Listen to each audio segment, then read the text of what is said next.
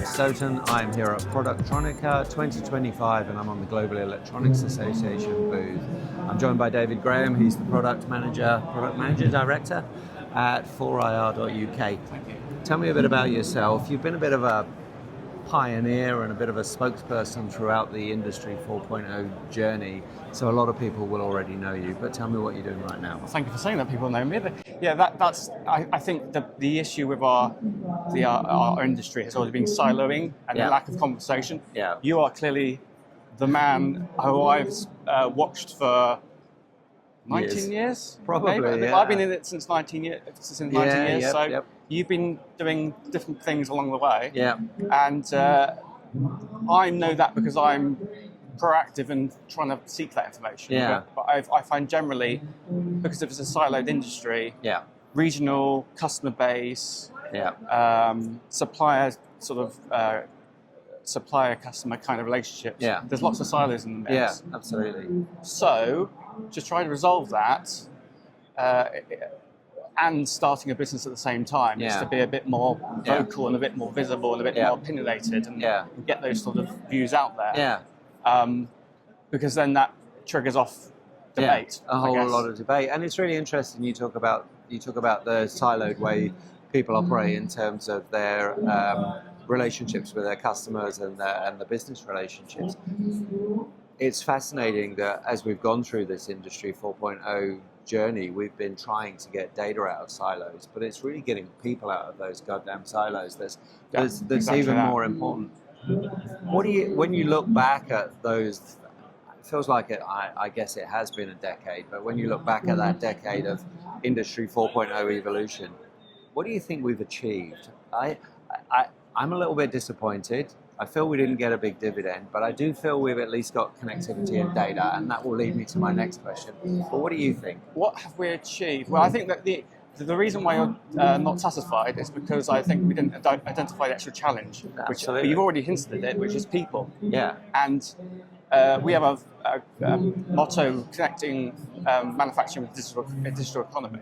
Yeah. Which is to basically say that there was lots of software developers working in the .com. Yeah. Working in the more glamorous world. Yeah. That we could harness and use. Yeah. But they need domain knowledge. To be wrapped up to work in our industry. Yeah. So therefore you need a common ground, and data being one of them. Yeah. So if we saw it as a recruitment drive and challenge, then we probably might be in a different situation. Yeah. From a data point of view, a connectivity point of view, that just takes time. Yeah. I mean, we have made progress. Yeah. And just being at this show today, I've seen excited customers. Yeah. So I'm here sort of promoting Hermes, which is the machine-to-machine standard, which kind of lives on top of CFX. And alongside it. And it's line configuration. But that's always been driven by the equipment manufacturers. And if you know anything about our industry, it's normally driven by the customer kind of thing. Yeah. So for the first time, there was an interface that's being released that no one actually was going to use from day one. Yeah. So it's innovation. Yeah. You know. Yeah. So we've had a bit of delay, natural delay, organic. People were on board right at the start, and then they did it, and then they said, "Well, what do we sell? What do we do? What are we going to sell?" Yeah, and then they sort of took an energy sap from that. Yeah, but there's also other people. We create retrofit adapters between SMEMA and Hermes. Yeah, there's customer base, end customers who are excited about using this data and coming out the machine. Yeah, because in a sense, even though it's line to line, machine to machine, sorry. Yeah. It's the first API that you can get from a machine. Yeah. So a couple of things to take away from that. I absolutely agree that we didn't address the lack of digital talent we had in the industry at the start of the process. The whole Industry 4.0 idea was way too cumbersome, way too large for people to say, actually, I want to do this bit and this is the ROI, this is the digital dividend I will get from that. So that kind of delayed us and slowed us down. Fast forward to where we are now, where we are the last few years, we have suddenly seen an influx of Stanford graduates into the industry, drawn in by the AI, and data and common ground. Yeah. And we're now in a position where perhaps all that data we do have bubbling up to the surface is exactly what is enabling the potential adoption of AI. And perhaps that's why there's a rush to get that last bit of connectivity, the kind of SMEMA, Hermes adapters, those kind of things, to get that over the line, because we're now saying, okay, well, perhaps we can see our way to a path where we can increase efficiency, reduce waste, raise the quality bar, lower costs, but by using AI on top of the layer of data that we've produced. And we definitely weren't really talking about, we were talking about the self-healing line, but it wasn't an AI discussion 10 years ago. Do you think that's how things have changed? And do you think we're now on a cusp of a kind of a new, more accelerated phase of development because of that? Of course, yeah. This is a snowball effect. This is a hockey stick effect. Yeah. It was not going to happen in 4 years, or let's say. It was definitely going to take 50. But as again, going back to people, there's a generational change too that's occurring. And so I hope so.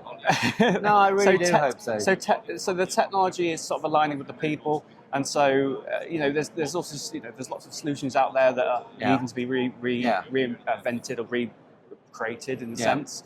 And so when that occurs, then it's the communication between the people of one side of the fence and the other side of the fence. Yeah. So I remember selling websites when I first got into tech. Yeah. And it was going to a golf club and saying, you need a website. Yeah. You need to show the customers when the golf club is open, all that kind of stuff. And book their tea times and all that kind of stuff. No idea. But the people running the golf club, didn't know. We've got a big book that does that. And now suddenly we've got, forwarding on 20 years, we've now got people on both sides of the fence who understand the common terminologies and technologies and things like that.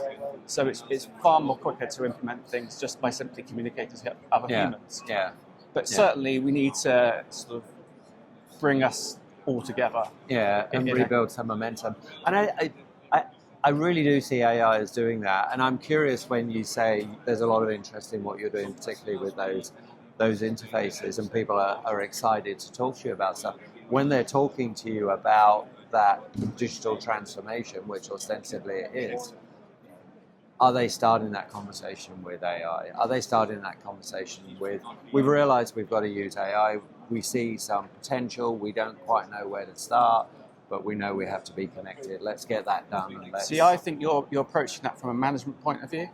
Yeah. Because the people I talk to are the engineers or the production engineers. Okay. And the excitement that I'm seeing is people just getting things done. Yeah. Being able to move data from one point to another and then trigger something else or have a notification.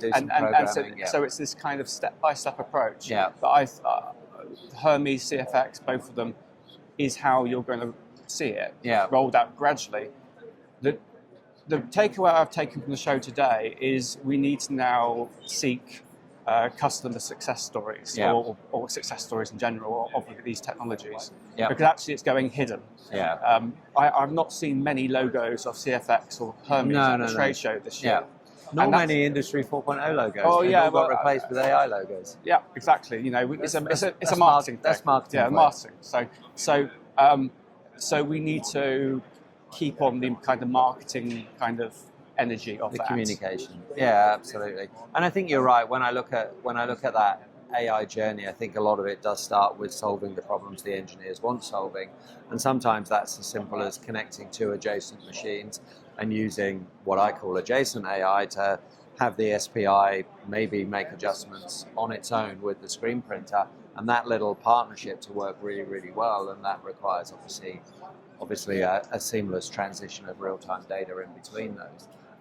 But then I think, there are stages beyond that where that gets trustworthy, it becomes autonomous, then that gets pushed up further, and then you have this idea of persona-based agentic AI that sits on top of that, and then, obviously that's rising up into the C-suite and figuring out how it can actually impact the business, impact the top line by maybe being able to get my quotes out faster, maybe being able to target customers I couldn't quote in the past, and then trickling all the way down to efficiency and driving growth in the bottom line. And I think because we didn't know what we wanted to do at the start, and we couldn't quantify the ROI, it was very difficult for people to make the investment. So, yeah. And this is from the equipment manufacturer's point of view. Yeah.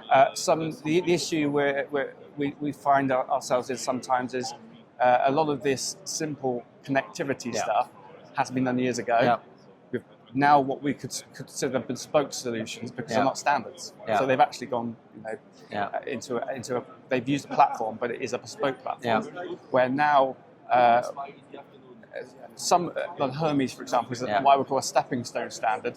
Yeah. And then the CFX is the connection to the bigger factory. Yeah. So it's machine builders are also finding this challenge at the moment of justifying next step. Yeah. It's fascinating. For me, it's all about communication and collaboration. I think people like you and I have just got to keep shouting from the rooftops and getting as much information out there.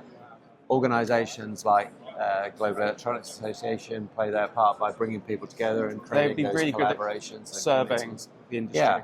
Yeah, taking the pulse of the industry, getting everybody talking together, and as I say, getting data and people out of silos and working together. Thanks so much for stopping by. Thanks for all the work you're doing, and we'll talk again soon.